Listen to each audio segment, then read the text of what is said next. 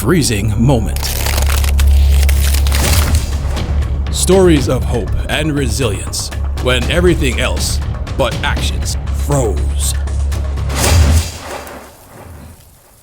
Hello and welcome to Freezing Moment, a brand new talk show aired out from Oulu, Finland, to bring the people across the world hope in this difficult time that we're facing. Whatever the crisis may be, whether it is the corona or some personal turmoil that we're all facing, we want to send you the message that things are not the end, even though how dark the future looks like. Our first guest today is Peter Vesterbacka. Great to have you here. Hey, yeah. Please take a seat, and everybody in Finland knows who you are, and I would say Really? the majority of the world as well has come to know you. And if I may say, I think you're the kind of official migrating bird from Finland who is connecting different nationalities, ideas, thoughts, people, everything. And you've come originally known as the Mighty Eagle. And It happens, yeah. yeah. So you normally travel, I don't know, how many days a year? Most of the time, half the time I spend traveling, and most of that in Asia, and most of that Asia travel in China. So obviously this year, not so much China and not so much rest of Asia, and of course now not so much rest of the world. So I think that it's pretty like dramatic change that now we're kind of like stuck in Finland. And but then there's always a bright side. So that's why I'm here in Oulu today. So win-win. Yes, that's great. So we'll think about like another bird just emerged suddenly, a black swan. Nobody kind of like predicted that this kind of black swan would enter the game. And if you kind of like, can you describe briefly for the audience who may not have heard of what a black swan is? So could you tell a little bit about that? Yeah, I mean, it's basically unexpected event that happens that then changes like the course of history in this case. So I think that, very much like this pandemic is example of that. And it's something that, it's not like totally like unpredictable, but of course you never know when these things happen. And I think that, again, the impact is much bigger than anybody expected. Of course, there are some people that say that they expected this to happen, but let's not talk about like the US president or anything like that. Okay, so this kind of like black swan, and from your perspective, let's take the bird view on things. Yeah. How do you see it? Is this a threat or an opportunity?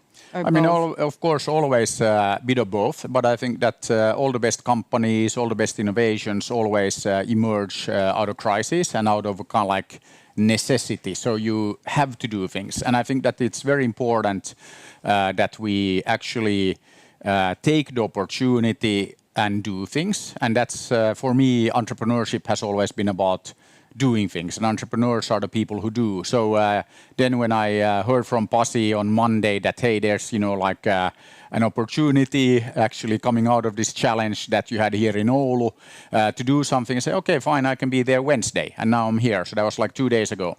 And I think it's amazing that you guys pulled all of this together in a very short kind of like time. And I think that this is, again, a great example of what we need to do in this kind of crisis. I mean, we have the coronavirus happening. It's happening everywhere. And then, of course, it will have a huge impact on the economy. And that's very clear. But I think that we need to also then take the opportunity and do things. I mean, again, there's no reason why you can't. You can, work from your home, or like some of the offices are open and like all of that. So I think that, again, let's not kind of like stop, and let's take like a deep breath. Okay, 2 meters from other people, and then think about the situation. And again, we're like still alive and kicking, meaning that we can do things. And maybe we can't get together more than 10 people in the same space or whatever. But again, we can get together, and of course we need to be careful. And we all know that we need to wash our hands, and we need to basically follow the instructions and take that seriously. But then I think that again, we are living in a world where you can do pretty much everything online. So if you're in the business of providing services, maybe you can provide those services in digital form. Of course, then we have a lot of companies like take restaurants and take physical shops and all of that. Of course, you can't just we still are physical beings, so we need to eat, we need to get the food. But fantastic opportunity for food delivery. And the existing companies, but also other people who are in the delivery business, now help the restaurants get their products out there. And I think that it's all of our kind of like duty and responsibility to think about how we can chip in, how we can help, how can we work together and kind of like get through the crisis. And I think that, again, it's fantastic to be in Finland because we are known for being able to tackle these huge challenges and problems by working together. I think that's why Finland is superpower when it comes to open source, Linux, MySQL. IRC was created by Jarkko Oikarin here in Oulu, 1989. So a lot of innovation, and especially in open source, where you work together with other people to take on, big competitors, big challenges. So I think that, it's the right place to be, and now we just need to kind of like keep our eye on the ball, so to say, and kind of like move forward. So kind of like use this time as a great opportunity to really pause for a moment with all the hectic things that are happening and ongoing in businesses. So you finally have the needed time for this strategy, updating it, maybe thinking about your company values, thinking about like what is really important in the future. Because quite often it happens that we just keep on going and going, and we know kind of like that these kind of things we should be thinking about, that there's never enough time for that. So now we have the perfect situation that calendars are cleared out, and we can kind of like focus on the most essential things. So from your point of view, what would you say are the most essential things? Where should we focus? Because you are the great visionary who can envision things, see what the future is going to. So kind of like if you have some tips, like what would you say to entrepreneurs? Where should they look? And what of course, that's another thing, that opportunity is typically always like right in front of you. So I think that again, this is a great opportunity to, as you said, take a pause, look around, see the opportunities, and go for it. And I think that that's like the thing here, that it's also about learning by doing. So new situation, do things, learn, fail. And then, fail again, and eventually, you fail enough, you'll be successful. So I really believe that it's a good opportunity again to not, get like paralyzed, but actually, look around. There's always opportunity, and then, we need to look at what will happen kind of like after the crisis, and again be prepared for that. And I think also we can learn from, for example, now kind of like our friends in China. They are like getting back to work. They've gotten through at least the first phase of the crisis. So let's talk to people who have done that, and I think that's something that again we can learn from others. And again. Many things will change because of this, and there are already a lot of opportunities for doing more things online. You used to do events, physical events. Okay, can you do that online? How can you replicate? But again, just think about the opportunity to do things better. What can you do differently online versus with the existing offline and physical services? It's not about just taking, let's take an event and make it, available online, or let's take the restaurant, or let's take the, whatever physical service that you have and take that as is online. I think that we should always think about, how can we actually take it and make it better and make it different? So I think that there's great opportunity to do that. And then also this thing that it's a big crisis. It's bringing us together. We have kind of like common enemy, if you will, and that's always kind of like it's bad, but it's also great because now there is no reason not to work together. So I think that this is something that again that it's a very unifying, very uniting thing, and I think that this is also then that now is the time to work together, and it's really important that we do that and we take that opportunity too. So I think that one theme here, and I hear myself saying opportunity, but I think that is really kind of like the thing that we need to look at the opportunities. Let's look at the things that we can do and not again that, but we can't do this because of the crisis. We can't do that. And I think this is the difference between entrepreneurs and not entrepreneurs is that, actually, yes, there is a crisis. What can I do about it? And I think that this is something that is very important. And that's why I love being here. And the fact that you pull this together, like very short notice. And it wasn't impossible. I'm here. We have the other guys here. Like we're making stuff happen. So let's, build on that spirit and that attitude and get stuff done.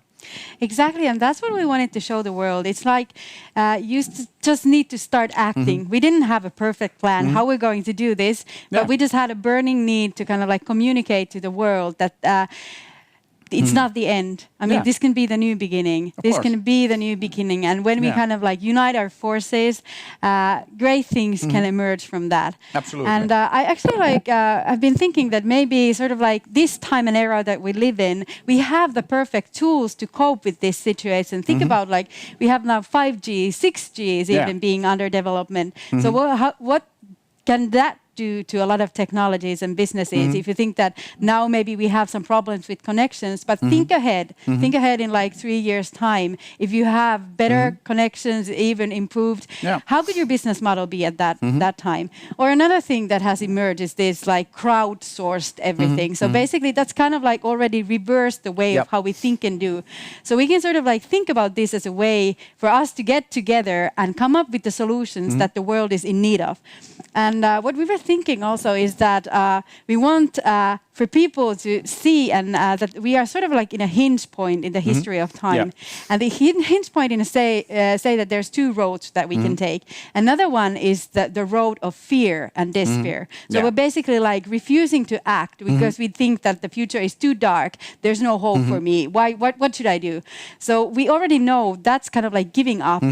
And the end result is going to be chaos and conflicts and all the negativity. But the other road, which we at least believe is the higher road to take. Absolutely. So that would be the road of hope and repair. And with that we mean that there are things we've done as a humankind which we are probably not proud of at the moment, environmental crisis that we've been helped creating.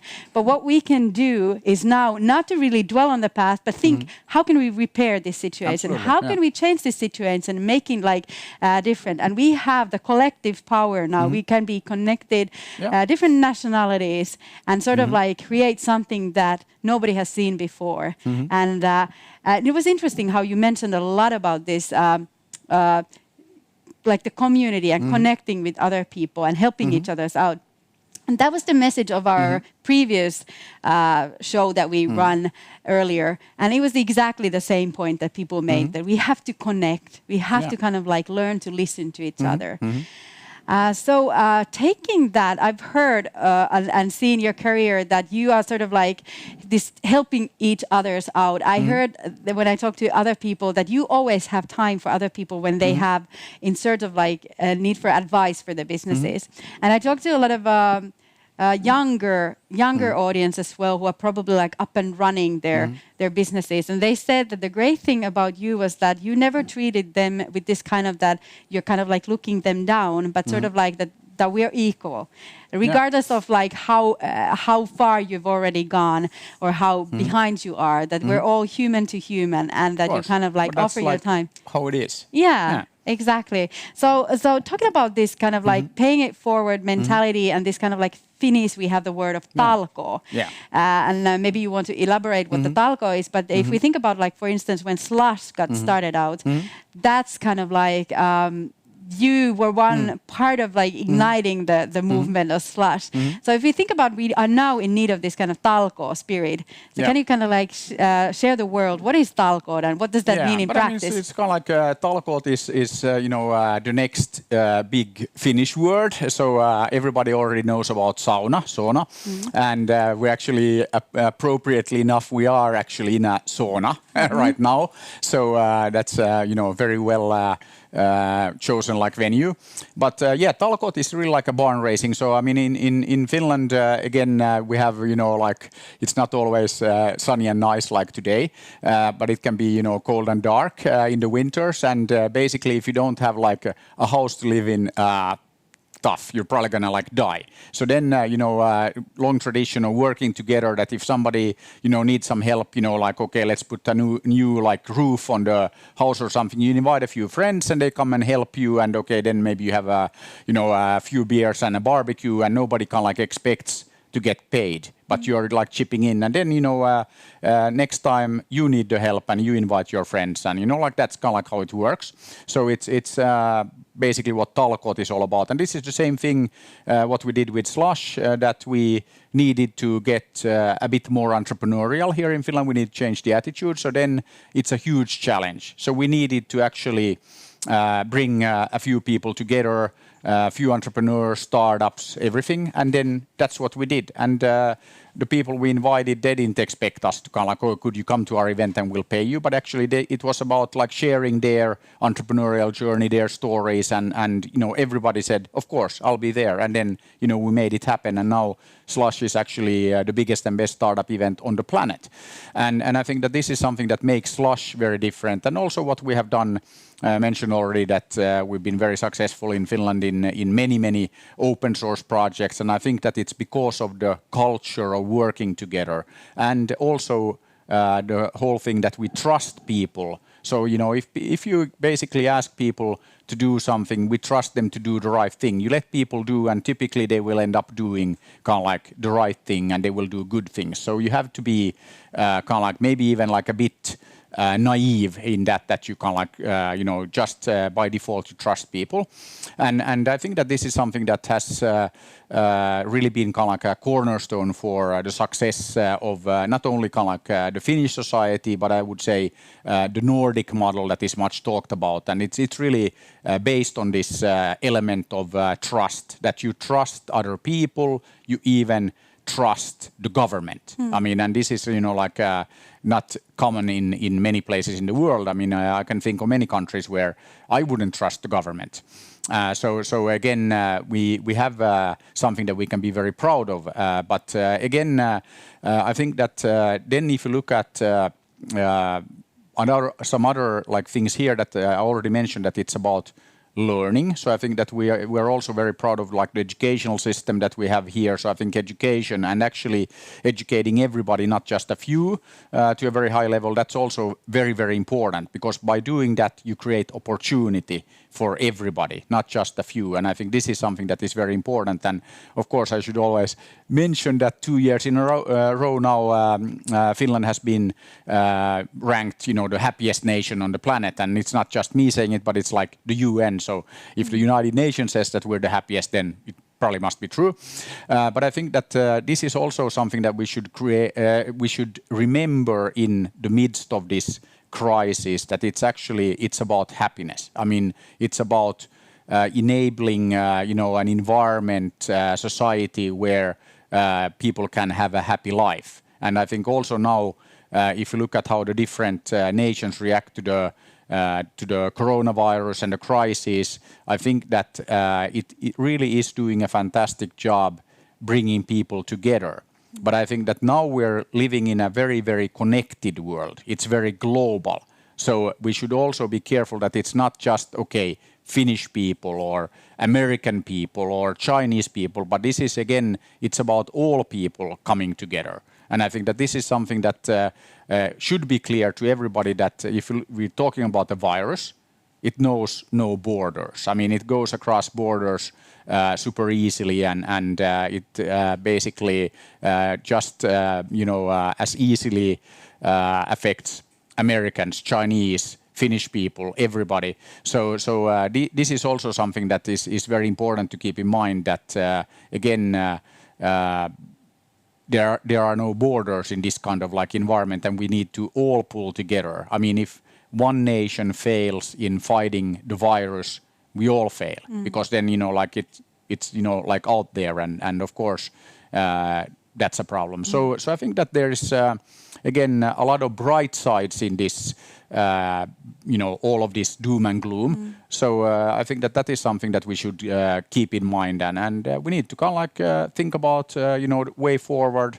And I think again entrepreneurs and startups, but I think this kind of entrepreneurial mindset and attitude, it's not like some kind of exclusive right of startups or something like that. We need this kind of entrepreneurial mindset and attitude in governments. I mean, I was super happy to see that the Ministry of Education in Estonia, together with the local startups, I mean, they worked all weekend last weekend, and they had this Hack the Crisis hackathon, and like then they pulled together some fantastic educational solutions that we can now provide free online to the world. And I think that this is again great example that not just the private sector but the public sector working together, getting stuff done, and then now the message is kind of like getting out there, and everybody can enjoy all of these like fantastic solutions. So I think that our friends in Estonia set a very good example for what can be done, and that's kind of like very inspirational for all of us in the rest of the world as well. So you mentioned like two words that Finland is known for, sauna and then this talko. But I also would like to add the other third element, sisu, this kind of like attitude that we have here in Finland. So when you combine all of those things, the talko and that warm spirit of sauna, and then this attitude of not giving up, and especially this sisu is not just like any kind of not giving up attitude, but it's exactly like emerges when a big crisis hits. Absolutely. And that's when you kind of like, as a nation, you get together. So I see that this could be a way for Finland to take the lead in global discussion and kind of like showcase this kind of a model of how we can build a community, global community of regardless of where people come from, what are their backgrounds or nationalities, and sort of like get this mindset that we are in this together and we can kind of like overcome this challenge. So I was listening to you and you mentioned a lot about the trust and the importance of trust. What else kind of like, what other kind of elements would be needed for us as nationalities to be united and work for the same goal? So there was trust, and then there's this joint experience that we are all sharing. So that's important, like the enemy that we're facing together. I think that trust and sharing, I think that, there is the sharing is caring. So, but I think that it really is about, caring for other people, and I think that this is something that again, of course, super important. And I think this kind of crisis also brings that out everywhere. And of course, now the most at risk people are older people. So this is also about then caring about our old, and like again, over 70-year-old are at bigger risk than anybody else. So again, let's make sure that we kind of like stay out of their way, and also we need to help them stay out of other people's way. So it goes like a bit both ways. But I think that again, also that is kind of like about trust. It's about caring, and I think that. And also I think what we're talking about here, and I think what is very important that we do these kind of events, crisis or not, is that we're sharing our experiences, what we've learned.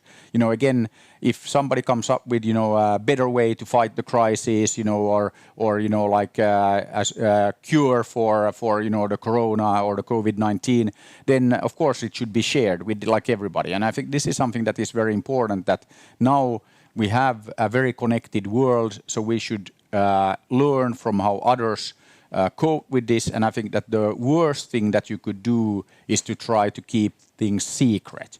I mean, this is what happened kind of like early days of the crisis in China, but now, okay, they did a good job on fixing that. But I think that this is very important in all societies, that when we have a problem, let's be open about it, and then let's figure out like how to deal with the crisis. And I think that this is something that now we're seeing happening, but we need to make sure that we do that. And it's a little bit like in the startup world that, I mean, who cares if you have the best idea on the planet? If you're not sharing it with anybody, then you can't make it better.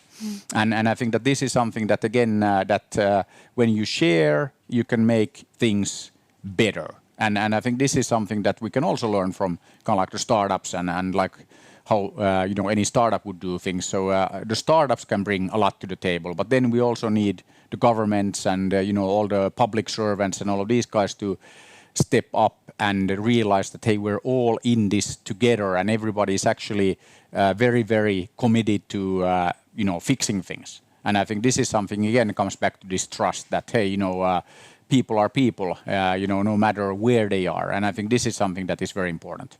Okay, great, Peter. We're going to now, as you said, that we'll be sharing ideas. So we're going to invite our other guest of today. So we're going to have Sami Heikkilä, who works in the heart of business in the banking world. And he's the head of business banking in northern Finland at Nordea. And Sami has been helping grow startups here in our community a lot. And Sami has also been seeing the other crisis that hit us back in some while ago, the financial crisis. So Sami Heikkilä, come on, welcome in. Hey. Was it hot there? You're coming straight from the sauna, so with a great warm spirit. So pleasure to have you here. Thank you. Well, nice to be here also. Nice to have you here. So we've been talking with Peter. We've been talking about freezing moments, and especially like this freezing moment that has hit globally everybody. And so we would like to kind of like, from your point of view, if we think take this, leave the crisis a little bit behind this global crisis, and maybe go a little bit to a personal crisis. And if we can think of like, if you think of your life, for instance, even starting out as a young kid, did you think that you had some freezing moments, some sudden uncertainties, or something that the future was not very clear? Can you think of something? Yeah, actually, I have to go back like 35, 36 years to when I was... Before you were born? No, not yet. I was quite small, like 10 years old. On the 5th grade, I remember. And my school numbers were quite lousy. They were like 7.1, 6 point something. I was bullying girls and really, really reckless, how to say. But then I had something, my family life was not so steady. So I started to think a lot. I read a lot already at that young. And I somehow decided that I can do it. It's my decision how I succeed in life later on. And I started to, how to say, behave in school. Mm-hmm. So I got my numbers up quite up to something 8 point something. So and school was easier for me, and I started to study, and then it went through the high school, up to high school. And it was actually in high school the second moment of sort of freezing moment when it was a deep recession in Finland. We have had an unemployment rate of 20, 21, 19, a lot. 500,000 people were unemployed. And I was in university, 94, 95, paying my lunch there in a university restaurant, and there were a newspaper, this yellow newspaper, Iltalehti, saying that 520,000 people without job in Finland, and you are young and you are studying and you are thinking that what is my future? And I somehow thought of that a lot and turned it around in my head that let's think it so that 80% have a job, and I will go to that 80. I will do everything to go to that 80. That was my sort of when I was younger, like 10 years and then 20 years old.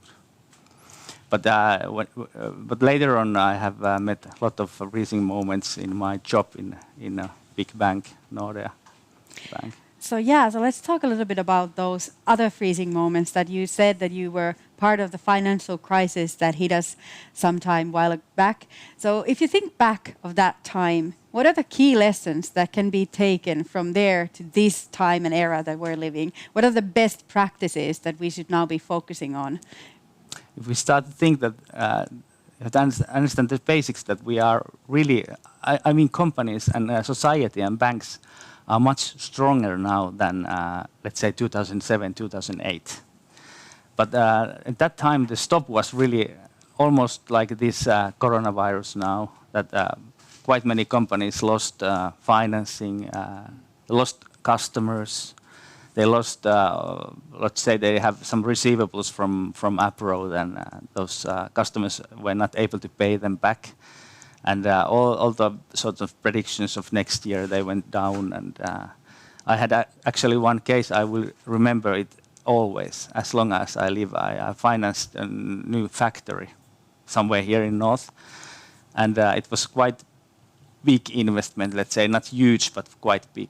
And then all the estimation of business next year, all the customers' contracts were ready. But it was summer 2009 when I went to meet those owners of company. All employees were out. Revenue was 1/10 of estimated revenue. And we discussed that what we are going to do. Are we going to close the factory? Are we going to what we're going to do? And I asked from owner that what you are going to do, and he said that if you believe me, and if you freeze all your loans for a certain moment for 1 or 2 years, and I will hunt so many new customers as possible during that period. And we shook hands, and I got the decision to freeze the loans. And actually, after 12 months, after 18 months, he got 35 new customers. And company is still here, running with almost 50 employees. And that was a moment that if you are, as an entrepreneur or owner, if you believe, you get other people also to believe, and you can together find the solutions. And that was a freezing moment to understand that it's so much easier to cut things down. It is too risky, too much risk. Let's not do. But then through discussions, through together thinking possible solutions, it's possible to come out from the really hard situation, as we have now here in Finland and in Europe and also in States and everywhere, because of this virus. That's a very interesting point that you made there, is that when you are in this extreme crisis, that you were asked, I mean, those people were asking for advice. It wasn't that you had to make the decision on your own, but you were able to rely on the knowledge of other people who have maybe more experience in the field. Or, as you said, also to sort of like looking back as well, what had been done before. And before we make any major decisions, it's very good that we are basing the arguments on facts rather than assumptions. And we kind of like turn to those people who know, who really are there, and go and ask for advice. We don't have to tackle the questions on our own, but there are people ready and willing to help out. So that's kind of like a really great example that you brought here to the table at this very time and era that we live. If we think of the crisis at the moment and all the things that we've learned, what would be the kind of things that we could take from the past and bring to the table now that we're tackling these challenges at the moment? Actually, we are already doing that in many levels, in the banks and in officials and all kinds. Crisis is really big now, I understand. But what we have learned already from 1990s crisis, that society and banks and everybody, it was a new situation, and it was hard to cope in a sort of a short period liquidity crisis. And then we have this 2008, and it was quite small. It was a lot of fog. Nobody knew when the world will go up again, and the financial sector was in a big crisis. Now we have this external impact, sort of from nature, virus. At least we think that we know that it will pass us. It may take 3 months, 6 months. It is really high impact. Quite many companies and the trade sector and the service sector will lose a lot because people are staying home as told to stay. So we think that it will come back quite soon and quite fast after this virus crisis is over. But during that time, that the most important thing is to understand that life will go on. As long as we want to live, we want to raise our kids, and we want to enjoy life also. We are quite intelligent species. We are going to find a solution, and life will go on. And when you understand that this will go on later on, maybe from 3 months, 6 months, it's easier to find solutions also for that moment between than do the crisis if you don't know, will it go away? Will it take 5 years or 10 years or whatever? So that's how I think it. So the most important thing to learn from entrepreneurs is the way of working, the way of like not giving up, even though you don't know how to solve the next problem, but you just kind of like start exploring the solutions. So kind of like that kind of way of working could be now maybe taken to other fields. Peter, you mentioned to take into government for governmental issues, for instance. So all of like you take the mindset, the way of working, and take it to completely new context. Finland is the leading nation, has been the leading nation for many years in the field of education. What are the kind of like things that we could give on the table for the whole humanity to now kind of like learn from? But I think that this is actually, I mean, the thing is that if you look at, so my son is 16, and what does he do? Okay, he plays games, like on his PC, and there's like Fortnite and Minecraft comes back now and then, and like all of this stuff, and but it's not like he's playing alone, and they have like Discord open, and all of these, like so there are many people playing together, talking, solving problems in the game, and like all of that. So they are actually already doing this. So now like doing the online education for them is like, okay, piece of cake, we have this Google Hangouts, or we have like whatever. And it's just like, hey, this is what we do every day when we play games. And I think that this is something that is very important, that we don't always realize how advanced our kids are. And they're already using all of these technologies much better than many of the older people. And Sami, I'm kind of like still thinking about your challenge that you decided as a young student. You decided that I'm gonna learn better. I'm gonna now devote my time in learning. So, and if you think about Finland, that's a quite good place to do that in many ways. That education is free, and you can like achieve the highest of education without any like having to pay for it like yourself. If you think our society is really strong, I have always compared Finland in. If you think your possibilities, everybody have. We are quite near of United States. Maybe they are more entrepreneurial people there. But we have free education here, and there is no free education. That I have sometimes compared my law school degree here. If you study law in States in a decent university, it may mean $300,000 loan for you to pay after you get a job. And here it's free. So free schooling gives equal opportunity, almost equal. Of course, there is some background things which will affect your motivation to study, but basically, it's quite equal. And then other thing is our social security network that gives you possibility to fail. In Finland, if you fail, you will be taken care of. And that I think if people understand that it's okay to fail, and you will be taken care of, and we can give you education in any school. We need every level of workers here, but the schooling you need and want, and what's your own motivation. We are quite great society through that. And that's a great thought, and I was just thinking more that now that the Black Swan has entered the game, and it's maybe like changing the game completely. And we were talking about also how the service industry at the moment is hit hard with this crisis. So if we think kind of like the worst scenario, that what would happen if the businesses would kind of like start falling down, then it's also affecting the model, how we're doing education free.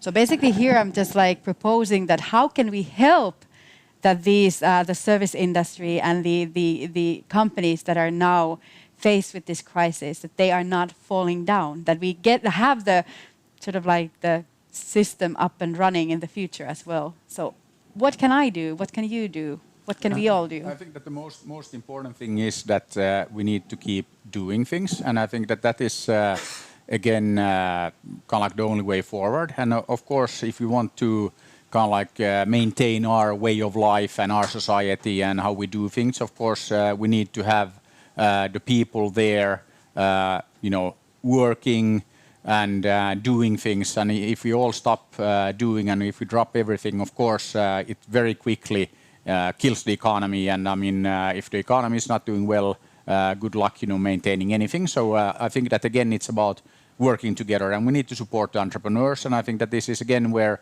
also the government can then, make sure that they don't cause any problems. And I think that then don't want to see any bankruptcies because of like tax debt or something like that in the middle of a crisis. So this is something that's very easy for the government to decide and make happen. But then I think also that we need to be very careful that when we talk about that we need to support this and that we need to support the people, of course, by making sure that they have jobs. But I think that it's also very important that then there are always companies that basically wouldn't survive crisis or not. So we need to be very careful with what we do, that it's not just, okay, let's give everybody lots of money. It's taxpayer money, and that comes out of somewhere as well. So I think that, again, we need to make sure that we maintain activity, and each of us should think about how we can support the local entrepreneurs. Can we pay the bills ahead of time? Can we buy gift cards to your favorite restaurant or store or something like that? If you can do that, do it. I mean, it's again the worst thing that we can do is stop everything, because very quickly we will all suffer even more. So I think that's something that, again, keep doing things, and if you can, some of us are fortunate enough that we can work from home. There's no reason why you then can't do exactly what you're doing like every day anyway. So I think that, again, no reason not to do stuff. I agree with that, and I add that that's a great idea. And one example from my own family, that we don't really often go out and eat with kids.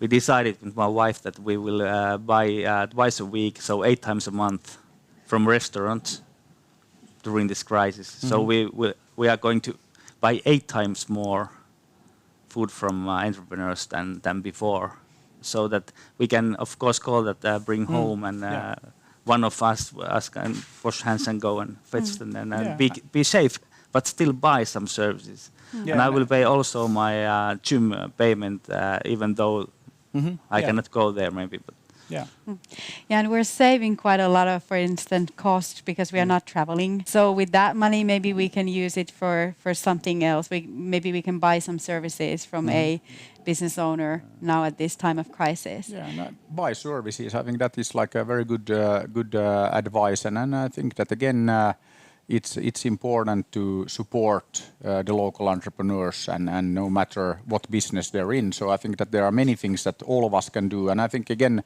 if you are providing premises for a restaurant, can you not collect rent for the next 2 months? I mean, if you can do that, do it. If you can't, okay, then negotiate. But I think that it's again, many things that all of us can do when we really start thinking about it. So I think that it's important that we do things. That's great. And now my call for action is going to be introducing our third guest for today. So we're going to bring in another person. Who is an experienced board professional who's been working with several different companies, also from Finland, bigger like corporations, and also abroad. So Mika, Rytky, it's your time to come from the sauna. I hope that you're okay from the heated discussion entering here the game. So welcome, Mika. Pleasure to have you here. Pleasure to be here. I should be in Manchester, but luckily I'm here. Yes. So tell me a little about like who you are, what you do, and what your background is. Name is Mika Rytky. I've been involved with several companies holding mainly top-level management positions acting as a CEO or managing director for fairly big companies. Today I'm chairman of the board for 5 companies, so actually chair professional, and then I'm a senior advisor for a couple international customers, so traveling quite a lot, but now at home office. Okay, so because we were just talking about like how can we as individuals help companies who are now struggling at this time and era, but with your expertise, we'd like to kind of like turn the discussion into more like how can the companies also help themselves? What kind of strategical advice you could give the companies? Because I'm pretty sure that having worked with so many different companies, you have sort of like already come to learn a pattern that keeps on repeating with the companies that you go and help out. And so what kind of like things, what can companies do themselves? It's hard to, I know that it sounds a bit like being the wise guy, and I know that the managing directors and the people are working hard, but the basic rule, work more, do decisions faster, and do them today. And make scenario also, what is the worst case, even worse than you can imagine, and how to prepare for that. And it's good if that never occurs, but then again you need to have a plan. It's a freezing moment, like it says. We need to concentrate on day-to-day actions. What I need to accomplish today, what are the main tasks for today, and what is left for tomorrow. Be open on a communication with all the people, tell the honest truth. And you can also say that I don't know about the answer for this question, or I don't know about tomorrow, but be honest, be fair, but be active. Do more and do faster. That's great advice. So if you don't know what to do, what is your advice for those who don't know what to do? Where should they turn to? Who should they turn to? If the company has a board, I have talked with the people I'm working with quite actively during the weekend. What can we do? Discuss with your board, discuss with your colleagues, your friends, with everybody, and then it opens up. And try to do something. Take actions, even the small actions, but be active doing, because it's the worst thing. You just don't do nothing. You puzzle with your own thoughts. So speak with other colleagues and the people around you, and you will find the real actions, what should be done today and tomorrow. So exactly, we've been talking about the same issues with our other guests here, about the openness, about sharing, about like really like trusting others. And kind of like be open about your challenges. So then there are also people who are ready to help out when you are in time like need of help. I'm thinking still more about your position, because you kind of like been able to give advice for companies on the like a strategical point of view, but it's always people who run the companies. And how, as a board professional, how can you help those people overcome the challenges? Usually the challenge is always big, like we have on our hands today. You need to pile it up. You need to make it smaller. What are the things that we can have impact? What are the things that we can act on, based on? And what are the things that are out of our hands? Concentrate on those things that we can really have impact. What can we solve? And make it smaller. My way of doing is that I calculate, I use Excel, I turn things to figures and try to find a solution from there, or then I draw things, process charts, what can we do, divide things, these are pros and cons, if we do that kind of thing, what will be the impact? If we don't do that, what will be the impact on that? So try to make it concrete. It's a big problem, but there's always a small things you can do to improve the situation. And the most important is the cash flow. Concentrate on cash flow. What are the source of cash flow coming in, and what are the costs you can have impact? That's the main thing for all the companies on crisis situation. Concentrate on a cash flow.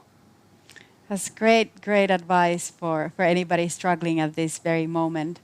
If we think about these entrepreneurs that you are working with and together with, and you think about if they are losing the sign of hope in the future, is there something that you have been able to help them see that the future is not as dark or as gloomy, or can you think of any moments that you've been able to advise these startups? If the managing director or the entrepreneur lose the hope, then it's or shows the lack of hope, then the company is doomed.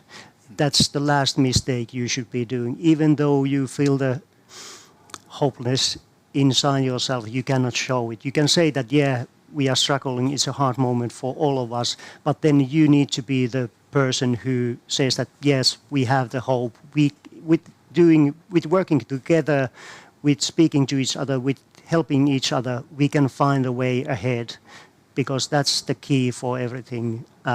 Unless you don't have the hope, no one in your organization will have the hope. So that's the key role. Be positive, push yourself to be positive, and have concrete actions.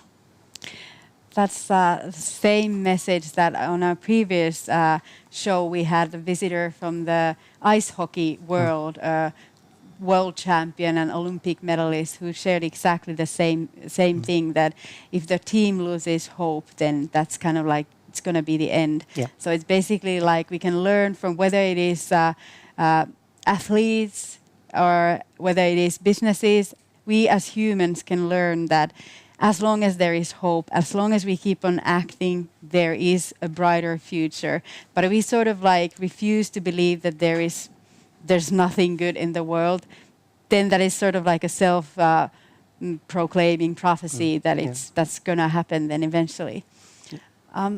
I'm curious to see, since you have been working with so many different companies and as a managing director and so forth, and a board professional, so you must be kind of like also having quite major freezing moments that you've been having to tackle yourself as a managing director, for instance. Yeah. Can you think of some of those moments? Quite similar to this situation happened in 2013 when there was a legislation change. I was running a company where we lost about 80% of our business, and because the legislation changed. And that was a quite a challenge for the company. And we went through being, for starters, to be totally open with our personnel, saying that, okay, this is the situation, but we will survive. Luckily, the company had two businesses. We were making new products, but we have also the service business. So we heavily shifted the focus to service business, which was about less than 20% of the company revenue. We put our effort on the service business and managed to grow that. And practically the focus was on cash flow, how to secure the cash flow next week and the coming weeks, how to secure that we can have the deliveries out, and then constant negotiation with suppliers and with landlords, with all the parties that, yeah, we are struggling, we will manage, and creating together with the management team a plan through that big change. And yeah, we managed to do that, but yeah, it was quite a big struggle for all of us. But practical things, decision made every day, and having daily meetings and daily activities. So that's the key point, that every day must mean when you wake up in the morning, you need to know what you are doing today, and in the afternoon you need to have plan for the next day. How do you know, like, because when you are, for instance, an entrepreneur, you're tackling something that is, let's say, hundreds of steps there. Like, how do you know then that where to focus and what is the next step? What would you advise those people? Cash flow is the king. That's the one, once again. I know that the entrepreneurs, they are struggling with that.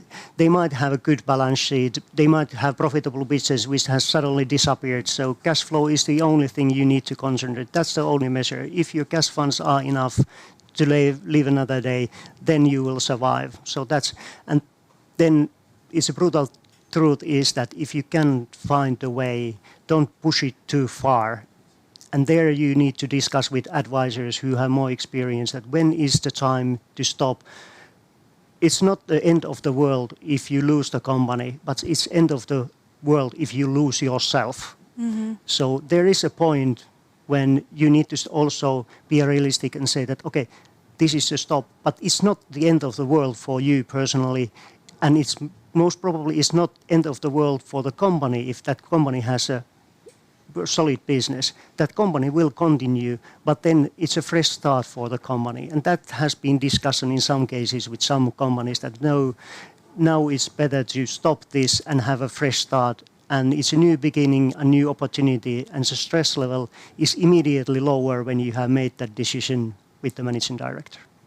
That's great advice, and something that we have to keep on also remembering, that it's not always everything happy, go, and everything is bright. It's a fact that we are facing with challenges. Sometimes there's something that we cannot really figure out a way to how to overcome. And also as a business owner, sometimes there might be the freezing moment when the wisest decision is to kind of freeze your business and start to do something else, because or you can continue the same business, but bankruptcy is not the worst thing in the world, and it's not the end of the world. When one door shuts, there's always a new door which opens up. So most important that the people take care of themselves, and to start with, take care of yourself. That's the main thing, and we need to take care of each other. That's what I'm trying to do with the managing directors who are working with me. That, are you all right? That's the first question. How are you? Are you okay? Yeah, we are struggling, but we are going to push through these challenging times together. But take care of yourself. That's the first thing I say to managing directors who I'm working with. Very wise words. And what if the answer is, well, I'm not that okay? What do you then? What's your advice? Then we need to find it out. What is the reason why you are not okay? What is the main? Is this the company? Is this the burden of this challenging situation, which is too much for you? And that's wise thing to admit if that's the case. And then we need to find another solution. Can I help? Can some of the other board members help? Is there in the management group someone who can help? Or is this situation such that we need to end so that we can save? We might lose the company, but we save the people. It's really always focus on the people. It's really about human to human. That's kind of in the center of every business. Companies are made of humans. There is no companies without humans. Exactly. So kind of we need to take care of each other. We need to help out. And I think that for many, at least for Finns, it's sometimes difficult to go and ask for help. So we kind of think that we have to solve this problem on our own. We absolutely have to do that. But maybe this crisis is also helping us to be more open and more vulnerable in a sense that we ask help when we are needing help. And there are all those people around us who are willing to help out if they would just know what our pain is. Yeah, and I would say that it's a good question to ask from each other. How are you? Are you doing okay? Can I help you? Is there one way or the other way I can give my expertise or something I know or my background so that I can help you? And I made a couple of calls during the weekend asking from new entrepreneurs that how are you? Can I help you? Hey, this is what you might want to think when Monday morning starts that you are doing with your business. And they were quite surprised because they didn't expect that I would call them. But yeah. And it's exactly like those things that are not probably very much from us. We think that this is nothing. I only said a couple of encouraging words, but that can mean the world to the entrepreneur at that particular time. For instance, if I'm thinking back of a couple of weeks ago when we were having polar bear pitching here in Oulu, and we were forced to cancel the event due to Corona 8 days before the event was due. And then what happened was that on the very same evening of that day, one of the companies who was supposed to come take part of the competition, Signet, they just posted their pitch in the ice cold water, and what they said that, so what if the event is cancelled? We go online. And those words, only those words, they were nothing probably for them, but it was enough for us to know that this is not the end. We go online. I mean, we can go online. There's 7 days that we will go online. So I mean, with this example, I'm just wanting to say that those simple words, they probably even ever thought of that it would make a difference. But the way how we approach to other people how we kind of like smile, ask how you're doing. Is there anything I can do to help you? I think that's a fundamental lesson that we all could take and learn, regardless of if it's a business or if it's at home or with school or with anybody that we are. So we kind of like seeing the people and not just the technology that is sort of like And in that's between. the best thing. What could come through this crisis is that we come together more. We start to care each other more than we have done before. Also in a business, because the main problem in business is that we rather have a tough competition with our neighbor than work together. And that's been the problem in Finnish business for a long time, that it's best that I can be better than my neighbor rather than working together and maybe create together international business. Younger generation is much better on working together and building things together than, for example, my generation. And that's really great. I mean, if we can unite our brain powers and even the companies who are in the same very field, tackling the same very problem, what if this crisis would actually bring them all together and sort of like together solve the problem and not really thinking about who gains the profit, but together that the world gains the profit. So From going from me to we thinking. Exactly. So and to kind of like remind that we are all on this same boat together, regardless of our nationality, where we come from, how old we are, or what our view of life is.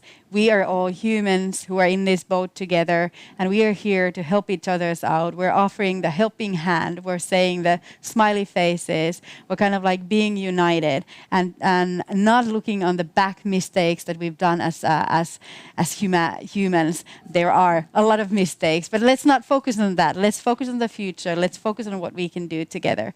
So to kind of like wrap this discussion, I think that it's been really interesting discussion today.